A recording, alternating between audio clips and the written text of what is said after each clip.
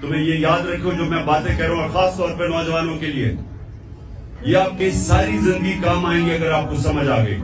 آپ کی سامنے ہمیشہ دو راستے ہوتے ہیں، ایک آپ کی عظمت کا راستہ ہے، ایک آپ کی تباہی کا راستہ ہے۔ مانگتے ہم نعمتوں کا راستہ ہے اور چاہتے ہیں ہم وہ تباہی کا راستہ، کیونکہ وہ آسان راستہ لگتا ہے۔ مثلا مجھے کوئی موقع ملا، میں کوئی ایسی پوزیشن میں ہوں، گورنمنٹ پوزیشن میں ہوں، میں تھانے دار ہوں، پولیس میں ہوں، میں فوجی ہوں، جو بھی ہوں، ہر وقت مجھے موقع ملے گا ناجائز قسم کا پیسہ بنانے کے لیے، لگے گا وہ آسان راستہ ہے، رشوت دوں گا ایک دم پیسہ آ جائے گا، لیکن وہ آپ کی تباہی کا راستہ ہے۔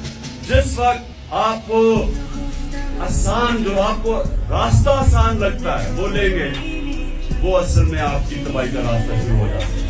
کیونکہ قرآن کی ایک اور آیت ہے کہ جس چیز کو سمجھتے ہو تمہارے لیے بری ہے وہ تمہارے لیے اچھی ہے، اور جس کو تم اچھی سمجھتے ہو وہ بری ہے۔ اس کا کیا مطلب ہے کہ جب آپ سمجھتے ہیں کہ یہ بڑا آسان طریقہ پیسے بنانے کا، آپ اپنا ضمیر بیچتے ہیں، وہ آپ کی تباہی کا راستہ شروع ہو جاتا ہے۔ جو لیڈر ہے وہ ہمیشہ وہ راستہ لیتا ہے جو اللہ کہتا ہے کہ تمہاری عظمت کا راستہ ہے، اور وہ راستہ کس کا ہے؟ کس کا راستہ ہے؟